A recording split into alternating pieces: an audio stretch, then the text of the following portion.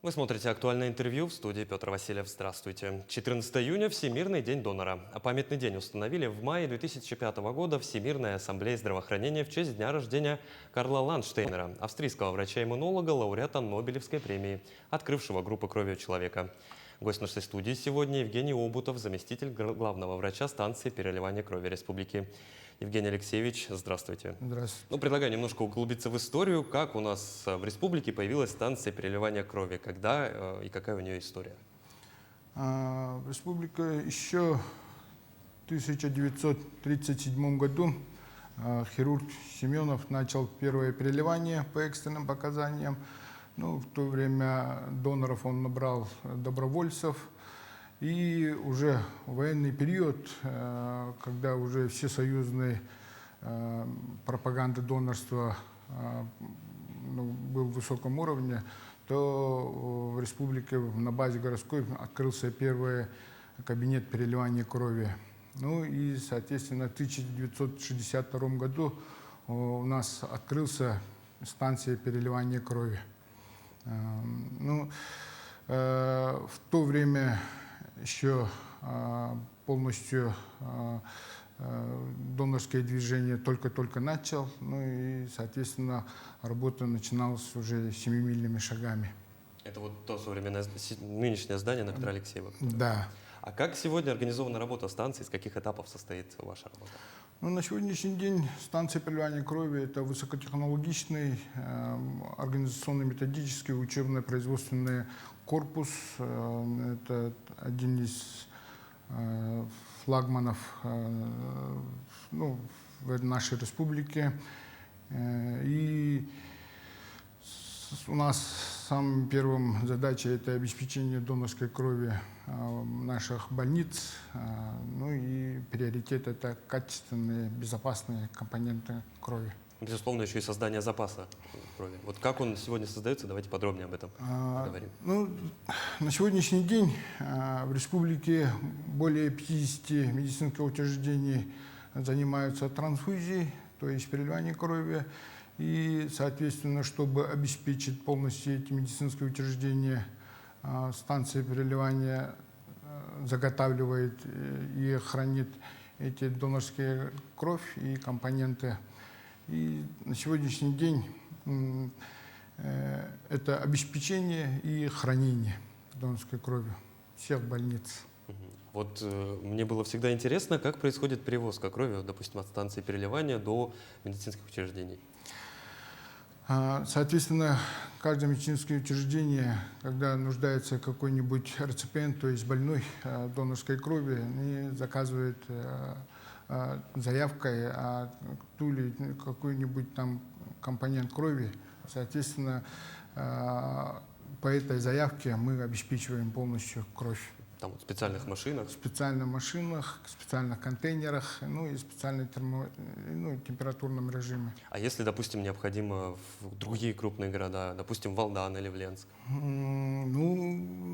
К этому, если есть, то они заранее заготавливают себе запасы по каждой группе крови.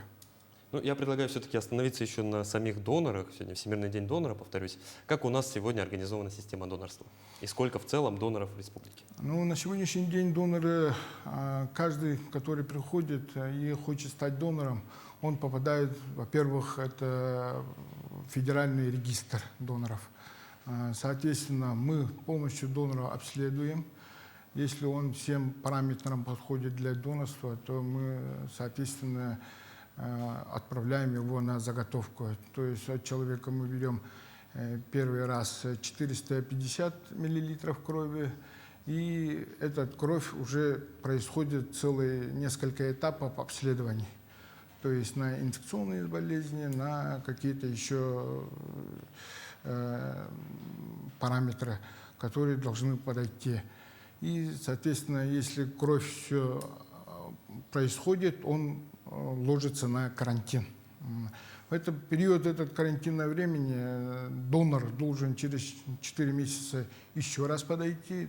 Соответственно, он, когда анализы сдаст, вот этим анализом уже удостоверяется полностью, что эта донорская кровь уже безопасна. Соответственно, он уже может передаваться на медицинские учреждения.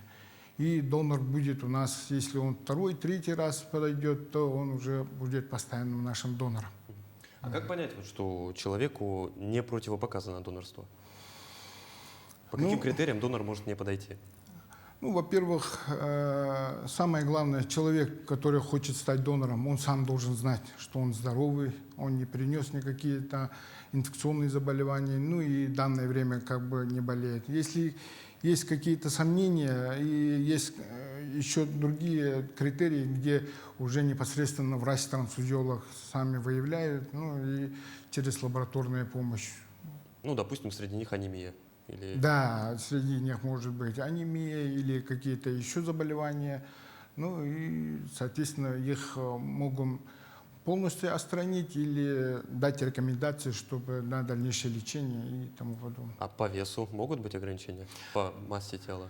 По массе тела, да. Ну, во-первых, по возрасту 18 лет должен быть, ну и по массе свыше 50 килограмм. Ну, предлагаю еще проговорить, сколько у нас все-таки доноров в республике? Вот Ну, у нас на сегодняшний день более 9 тысяч доноров. Из них 5 тысяч доноров это в городе Якутске. Они все у нас в регистре, и это как бы наши постоянные доноры. А вот у нас регулярно проводятся различные акции по сдаче крови населением, трудовыми организациями, коллективами. Вот как вы считаете, насколько они сегодня эффективны? Эффективность, конечно, есть. Ну, смотря, если взять из 100 человек, 10 человек, если вернется нам, как бы постоянным донором, то это будет большой прогресс. Ну, разовые акции мы как бы не пытаемся провести. Это обычно у нас постоянные акции, которые мы постоянно с этими организациями большими, ну, такими как Сахаэнерго, ЖКХ, МЧС, МВД. Вот среди них ну, как бы больше молодых людей, здоровых. Соответственно, к ним мы ежегодно и постоянно ходим. Ну, то есть они свою эффективность показывают? Да, эффективность есть.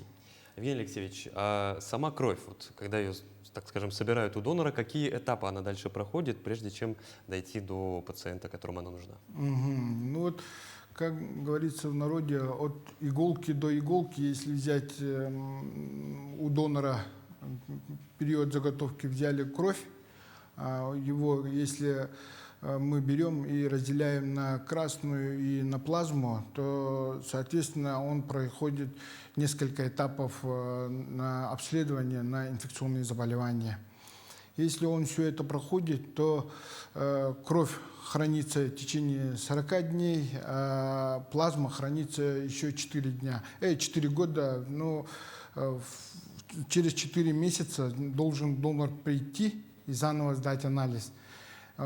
Тогда мы только после сверки свежих анализов, после карантина, через 4 месяца можем передавать в медицинское учреждение. Но он там еще может храниться в течение еще 3-4 лет. То есть, правильно я понимаю, как только ее собирают, сразу она на реализацию не идет? Не идет, да. А вот еще такой вопрос. Не все виды, не все группы крови подходят друг другу. Вот как мне узнать, какая у меня, как моя группа крови, какой подходит, если я захочу стать донором? Да, есть на сегодняшний день 4 группы донора. Это у нас считается первая группа, это как универсальный, то есть он может стать донором 7. Ну и редко это 4-я группа. Соответственно, первая группа у нас чуть побольше заготавливается, как всегда. Ну и 4-я это редкая группа. То есть в случае чего всегда необходима 4-я? Да, потребность существует? Да, потребность есть. Понятно. Евгений Алексеевич, а насколько сегодня развита система использования крови-заменителей? И вообще, вот что это за, так скажем, субстанция? Ага, ну да, кровозаменители сейчас пользуются, ну и широко пользуются. Все равно медицинская наука как бы на месте не стоит, все это развивается. Ну, мы как знаем, кровь, человеческая кровь, он имеет ряд функций жизненно важных. Но, к сожалению, вот эти кровозаменители, они полностью 100% копировать человеческую кровь не могут. Поэтому какую-то часть все равно, пока наука еще не сделала, и донорская кровь на сегодняшний день сохраняет свою актуальность. А из чего ее создают ученые? Ну, тут в основном сейчас ученые более такой склонность делают на транспортную, то есть доставка кислорода к организму. Ну и плюс какие-то микроэлементы, там лекарственные средства и так далее. А То есть транспортная функция крови. случаев применения этих кровезаменителей у нас пока не было в Якутии. Или были? Нет, есть, пользуются, больницы пользуются. Вот расскажите поподробнее. Есть препараты, которые при обширных кровопотерях, чтобы белки, что восполнит, это там все равно воспользуются искусственными. То есть чаще всего ее вот предпочтительно использовать в каких-то травмах при лечении? Да, обширных кровотечениях. На ваш взгляд, в каком направлении будет развиваться донорство и что будет в будущем с ним? Ну вот мы сейчас, как сверху еще сказали, наука на месте не стоит, так что донорство сейчас все равно не искоренится. Это все процесс, он такой постоянный. Ну и на сегодняшний день сейчас уже начинается донорство костного мозга. Уже с Кировским НИИ гематологии у нас с Республикой Саха-Якутия Минздравом есть соглашение. С ними мы работаем. И сейчас порядка 190 человек уже прошли типирование. И есть парочка людей, которые уже стали донорами костного мозга. Ну и сейчас в будущем будем считать, что это будет светлое будущее. Искусственный интеллект развивается, ну и, соответственно, будет развитие и искусственной крови, ну и так далее. Но к этому еще надо дойти, так что сейчас донорская кровь актуальна, доноров мы ждем. Евгений Алексеевич, вы сам когда-нибудь были донором? Я и есть действующий донор. Сколько сдавали? Я 5 раз кровь сдавал, ну и порядка 10 раз плазму. А что бы вы вот хотели сказать тем, кто хочет стать донором, как их привлечь сегодня? Ну, самое главное не бояться, если вы здоровы и, соответственно, у вас параметры отвечают, ну, можете спокойно подойти к станции переливания, спросить, узнать, ну и все объяснять врачи. Евгений Алексеевич, ну и в заключение, как считаете, донорство – это осознанный выбор? Донорство – это осознанный, да, человек.